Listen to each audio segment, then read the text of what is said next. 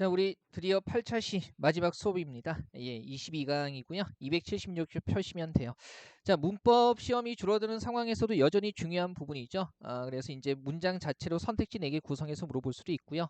고쳐 쓰기로 응용해서 물어볼 수도 있는 부분입니다. 그래서 이제 문장을 정확하게 쓰는 건데, 예를 들면 호응, 뭐 문장 성분 갖추는 거, 중의성 없애는 거, 어휘 정확하게, 그다음에 조사, 어미, 접사 사용하는 거, 그리고 우리말답게 표현하는 거, 이런 것들이 나오게 되는 거죠.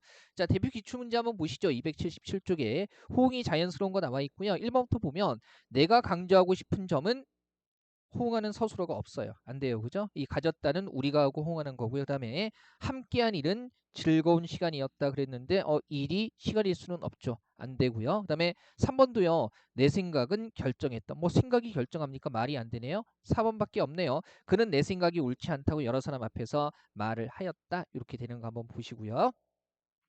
자, 그다음도 한번 가보죠. 문장에 호응해가지고요. 먼저 큰 단위부터 보는 거예요. 일단 우리 왜 핵심 어법 스텝 1 할 때도 말씀드렸지만 우리 교재에서 기본적으로 다루는 패턴들에 익숙해지는 게 중요하고요. 그다음에 이제 낯선 것들이 나왔을 때 큰 단위부터 작은 단위로 쪼개가면서 점검하는 게 중요합니다. 그래서 이제 문장 단위로 보고 그다음에 어휘 그리고 조사, 접사, 어미 그다음에 문법적인 거 이런 순서로 보는 게 중요하죠. 자, 호응 관련해 가지고요. 주어와 서술어의 호응. 우리 왜 주어부가 이렇게 관형형 명사로 되어 있을 때는 서술부도 관형형 명사로 끝나는 것이 자연스럽습니다. 그죠? 보세요. 무엇보다 중요한 것은 좋은 책은 독자가 만든다는 것이다. 이게 왜 그냥 나로 쓸 때 문제가 되냐면 만든다고 어울리는 주어는 독자가기 때문에 이 부분을 받아주는 게 없어서 문제가 되는 거죠. 그 다음에 마찬가지 현실성 없는 복지 정책은 재고해야 한다. 근데 보세요. 재고가 다시 생각한다는 뜻인데 복지 정책이 재고한다라는 게 말이 안 되죠. 그래서 재고되어야 한다 이렇게 써야 되고요. 거기 주의 보시면 한 문장 안에서요. 주어부와 서술부는 형식과 내용이 모두 호응되어야 해요. 방금 전에 봤던 대표 기출 문제에서 우리가 선택지 2번하고 관련되는 건데요. 좋은 사람과 대화하며 함께한 일은 관형형 명사, 즐거운 시간이었다. 관형형 명사의 구조로 끝나기는 하는데 내용상 대응이 안 되죠. 일이 시간이었다가 말이 안 되는 거니까. 자, 다음에 문장 전체 호응 차원에서요. 부사와 서술어의 호응 이렇게 해서 나와 있습니다. 자, 당위. 우리 뭐뭐 해야 한다 이렇게 호응하는 거죠. 그래서 당연히 마땅히 물음지기 반드시는요. 서술부가 뭐뭐 해야 한다 이렇게 끝나는 게 자연스러워요. 그래서 당연히 달라야 한다. 마땅히 효도해야 한다. 모름지기 진취적이어야 한다. 반드시 일치해야 한다. 이런 식으로 끝나는 게 자연스럽죠. 그다음에 다음 페이지 보세요. 부정의 서술어와 호응하는 말들이 있어요. 그래서 결코, 전혀, 절대로, 여간 같은 경우는요. 다 부정 형태로 호응이 됩니다. 결코 우연한 일이 아니다. 전혀 짐작할 수 없었다. 절대로 동의하지 않는다. 그죠? 그다음에 여간 어려운 일이 아니다. 이런 식으로 써야 되죠. 다만 여간 같은 경우는요. 부정 형태로 쓰기는 하지만 의미를 강조한다라는 거 살짝 주의하시고요. 우리가 일상적으로 쓰는 말이기 때문에 이거 뭐 틀렸다, 이상하다라는 거 끌어내는 건 어렵지 않을 겁니다. 그다음에 의문의 형태 호응하는 거 이를테면 설마, 행여 같은 거 설마 집에 갔을까? 행여 도움이 될까? 이런 식으로 쓰게 되죠. 그다음에 가정의 형태 호응하는 거 이를테면 만약 비가 와서가 아니고요. 만약 비가 온다면 그다음에 비록 작은 것이어서가 아니라 비록 작은 것일지라도. 자, 한국인이 직관적으로 쓰는 문장 체계에서 벗어나기 때문에 이런 거 틀린 것들 잡아내는 건 어렵지 않을 겁니다. 그 다음에 반의적인 호응이라는 거 이를테면 뉘라서 알리오 그죠? 그 다음에 하물며 사람이자 이런 식으로 쓰게 되죠. 그죠? 한번 보시고요. 그 다음에 추측적인 호응 아마 같은 게 짐작하는 거기 때문에 아마 다리가 잠긴다라는 단정형 표현보다는 잠길 것이다 이렇게 쓰는 게 자연스럽죠. 네, 목적어와 서술어의 호응 나와 있어요. 우리 왜 이거 잘 보세요.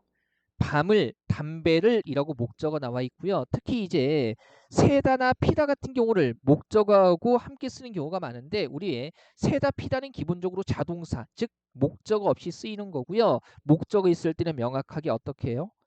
세우다 피우다 이렇게 써야 되죠. 이거 정말 조심하셔야 돼요. 그죠? 다른 것보다 잘 나옵니다. 밤을 세웠다 담배를 피우면 이렇게 되는 거죠. 그다음에 문장 호응과 관련해 가지고요. 구조와 관련된 거 볼게요. 우리 왜 병렬 구조가 중요한 건 아니고 용어가 중요한 건 아니고 두 개를 나란히 묶어서 하나의 서술어와 처리할 때는요. 뭡니까? 각각 호응이 돼야 되고요. 그다음에 나란히 묶은 거, 나란히 묶었다는 것 자체가 구조가 대응된다는 얘기죠. 이를테면 항상 여기에서는요. 떨어져 있는 부분이 문제가 돼요. 보세요. 맛과 영양가가 높다. 근데 맛이 높다가 말이 안 되죠. 그래서 맛이 좋고 영양가가 높다. 틀렸다는 것도 알아야 되고 고치는 것도 가능해야 돼요. 그 다음에 이것도 보세요.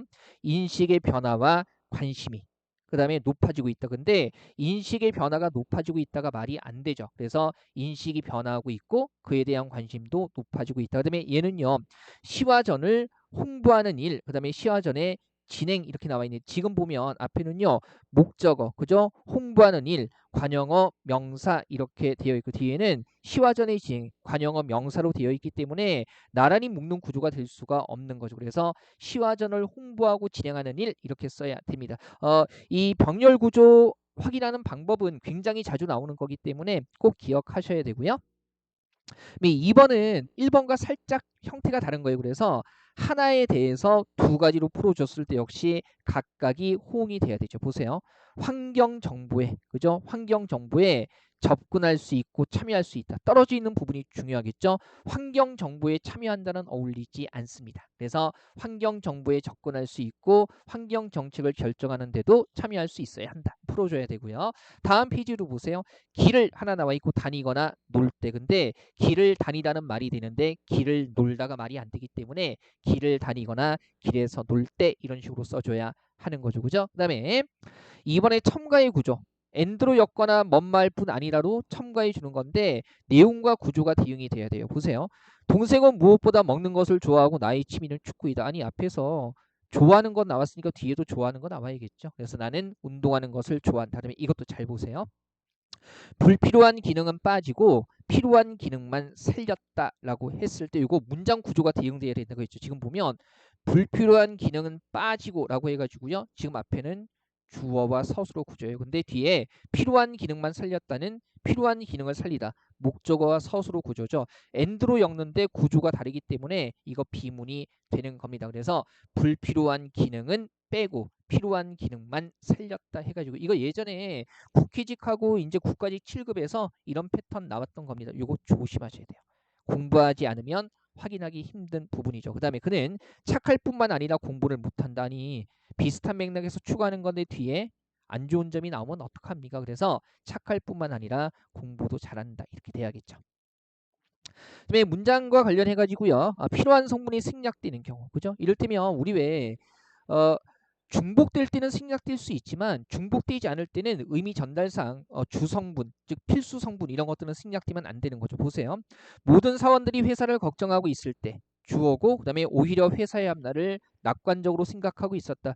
모든 사원들이라는 주어가 중복되지 않죠. 왜? 모든 사원은 걱정하고 있기 때문에. 그래서 회사의 앞날을 낙관적으로 생각하는 주어가 사장은 이런 식으로 따로 들어가야 되고요. 그 다음에 이런 거 목적어 생략되는 경우 내가 이 일의 책임자가 되기보다는 직접 찾기로. 우리 왜 찾다라는 말 자체는요. 항상 앞에 목적어가 필요하죠. 그래서 내가 이 일의 책임자가 되기보다는 직접 다른 책임자를 찾기로 했다. 다른 책임자를 직접 찾기로 했다. 이렇게 써야 되고요. 그 다음에 부서.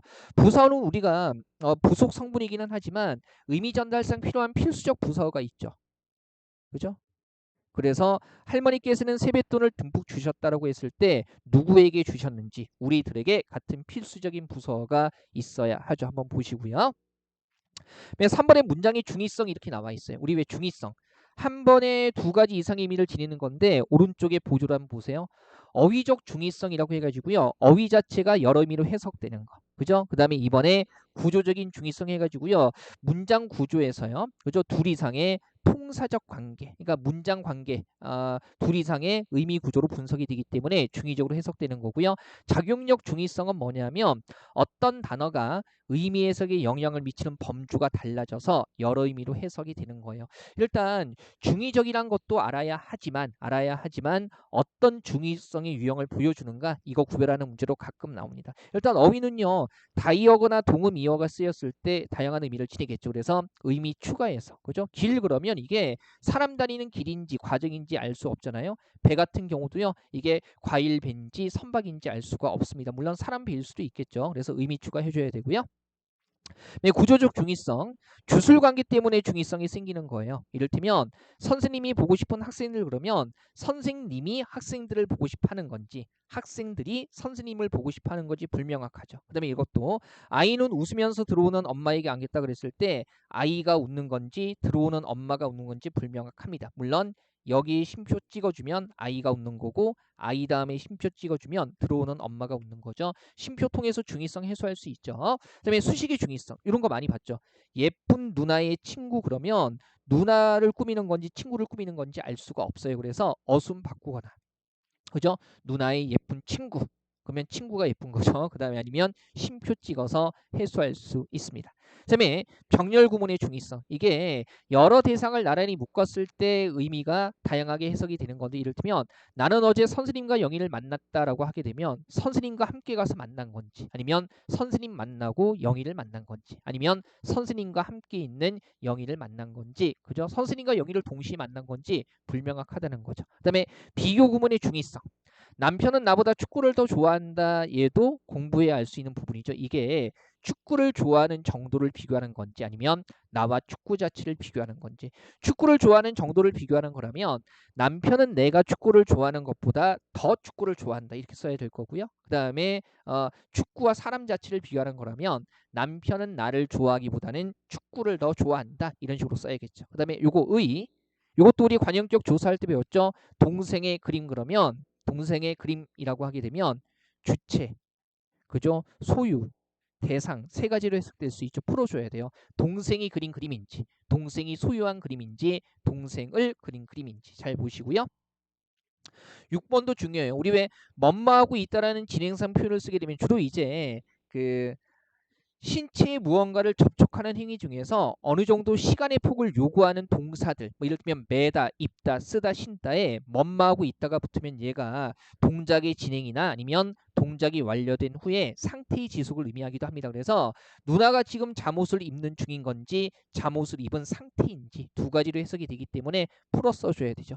사동문의 중의성도 우리가 이미 했어요. 그죠? 그래서 이렇게 사동 전미사를 쓰게 되면 직접 사동, 간접 사동 두 가지 의미를 다 지니게 되죠. 그래서 직접 입혔다라고 쓰든가 아니면 입게 했다라고 간접적인 의미로 쓰든가 해야 되고요. 물론 살짝 조심해야 되는 건 읽히다 같은 경우 우리 사동할 때 했어요. 그죠? 행위의 특성상 이렇게 써도 간접적인 행위만을 의미하게 됩니다. 그다음에 작용력 중의성이 개념이 조금 복잡해 보였죠. 쉽게 생각하면 부정 표현이나 수량 표현 때문에 중의성이 생기면 작용력 중의성이라고 보시면 되고요. 그러면 이런 거 부정이나 수량 표현의 중의성 아니고 어휘적 중의성 아니면 나머지는 구조적 중의성이 되겠죠. 보세요. 부정 표현 보면 철수가 어제 버스를 타지 않았다라고 했을 때 타지 않았다라는 부정이 철수를 부정할 수도 있고 어제를 부정할 수도 있고 버스를 부정할 수도 있고 탔다라는 행위를 부정할 수도 있죠. 긍정문으로 바꿔주거나 의미를 보충해 줘야 돼요. 그 다음에 사람들이 아직 다 오지 않았다라고 부정했을 때 다의 전체를 부정하는 건지 일부를 부정하는 건지 즉 아무도 오지 않았다는 건지 다는 오지 않았다 해가지고요. 일부는 오고 일부는 오지 않은 건지 불명확하다는 거죠. 풀어 써줘야 하고요. 수량 표현 때문에 이런 거예요. 모든 직원들이 컴퓨터 한 대를 쓴다라고 하게 되면 모든 직원들이 컴퓨터 한 대만 놓고 이것을 함께 쓰는 건지 아니면 각각 쓰는 건지 불명확하죠. 얘도 마찬가지예요. 포수 3명이 사슴 한 마리를 잡았다라고 했을 때 그죠? 힘을 합쳐서 함께 한 마리를 잡은 건지 아니면 각각 한 마리씩 잡은 건지 불명확하죠. 시험에 나오는 작용력 중의성, 다른 말로 영향권 중의성이라고 하는데요. 이런 것들은 부정 표현이나 수량 표현에만 적용이 되기 때문에 구별하는 거 어렵지 않을 거예요. 4번에 어휘의 정확한 사용, 문맥 따라 정확한 어휘를 골라 쓰는 거죠. 인간은 실패를 빌미로 성장하기도 한다. 우리 왜 빌미라는 말 자체가 재앙이나 탈이 생기는 원인을 뜻하기 때문에 성장이라는 긍정적인 상황이 나와 있으니까 이것보다는 계기로 써야겠죠. 그다음에 옆집 선배와 나는 2살 터울이다. 터울이라는 말 자체가 어머니가 같은 형제자매의 나이 차이를 얘기하는 거예요. 그래서 타인에게는 쓸 수가 없는 겁니다. 그래서 옆집 선배와 나는 2살 차이다 이렇게 써야 되고요. 푹하다는 우리가 한글 맞춤법 26항 할 때도 배웠던 거네요. 푹하다 자체가 겨울 날씨가 퍽 따뜻하다 이런 뜻이기 때문에 8월 같은 여름 날씨엔 쓸 수가 없죠. 그래서 12월인데도 날씨가 푹하다 이렇게 써야 되고요. 그다음에 어휘 쓰는 차원에서 반복 사용하거나 중복되는 것들, 그죠? 이것도 비문이겠죠. 보세요. 반복 사용하는 거. 그의 장점은 잘 도와준다는 것이 장점이다. 2번 나올 필요 없죠. 앞에 한 번만 써주거나 뒤에 한 번만 써주면 되고요. 이런 것도 있어요. 의미의 중복. 너부터 먼저 해라라고 했을 때 부터도 시작점을 얘기하는 거고 먼저도 우선 하라는 거니까 의미가 중복되죠. 그래서 너부터 해라, 너 먼저 해라 이렇게 써야 되고요. 그 다음에 이 한자와 함께 쓰면서 의미가 중복되는 경우도 있어요. 실험 도구를 쓰이는 용도별로 분류해 놓았다고 했을 때 용도 자체가 쓰이는 대라는 뜻이기 때문에 예를 풀어보면 실험 도구를 쓰이는 대별로 분류해 놓았다 해서 쓰인다는 의미가 부분적으로 중복되죠. 그래서 그냥 용도별로 분류해 놓았다 이렇게 되는 거고요. 심화 플러스에 의미가 중복되는 범주, 뭐 한자를 외울 필요는 없는데 밑줄 친 부분끼리 의미가 중복된다는 거 알아두셔야 하고요. 한번 읽어는 보세요. 읽어는 보시고요. 자, 조금 더 세부적인 단위에서 조사어미 접사의 정확한 사용 나와 있죠. 조사 쓰는 거 이건 정말 눈에 띄죠. 그죠? 우리 왜 대상이 일본 정보 무정 명사일 때는 에게가 아니라 뭐 써야 돼요? 에. 그죠? 대상이 유정 명사일 때는 에게, 무정 명사일 때는 에. 그다음에 그것은 교사로서 할 일이 아니다 그래서 이것은요. 수단을 얘기하는 거나 재료를 얘기하는 게 아니라 교사된 자격으로서 이런 얘기이기 때문에 로서 써야 되죠. 그다음에 올해로서 10년이 된다. 시간의 한계 얘기할 때는 로서 써야 되고요.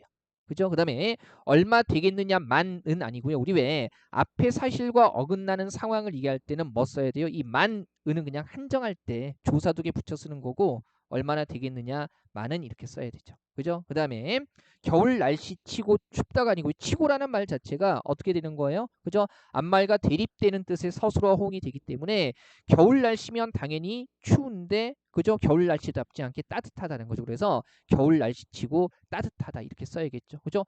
초보치고 운전을 잘한다 못한다.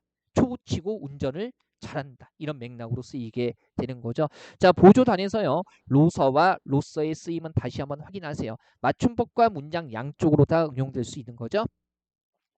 자, 286쪽 보시면 나의 살던 고향 이렇게 나와 있는데 지금 이게 주어로 쓰이기 때문에 명확하게 쓴다면 내가 살던 고향 이렇게 쓰는 게 좋고요. 그 다음에 그녀와 헤어진 후 나는 내가 취한 대상이 술이죠. 그래서 술이 취해 그러면 이게 웃긴 게 헤어진 건 난데 왜 술이 취합니까? 내가 술 마셔서 술에 취한 거겠죠.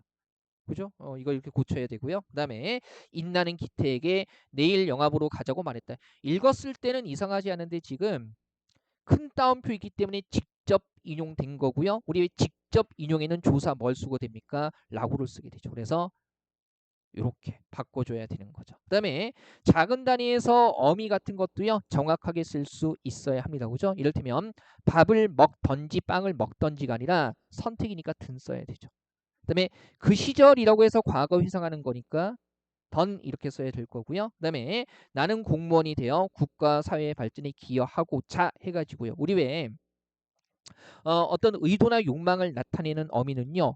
고저가 아니라 고자입니다. 그래서 이런 것들 조심하시고요. 그 다음에 이거 활용하는 거죠. 집에 도착하자마자 그는 땀에 절은 옷이 아니라 기본형이 뭐예요?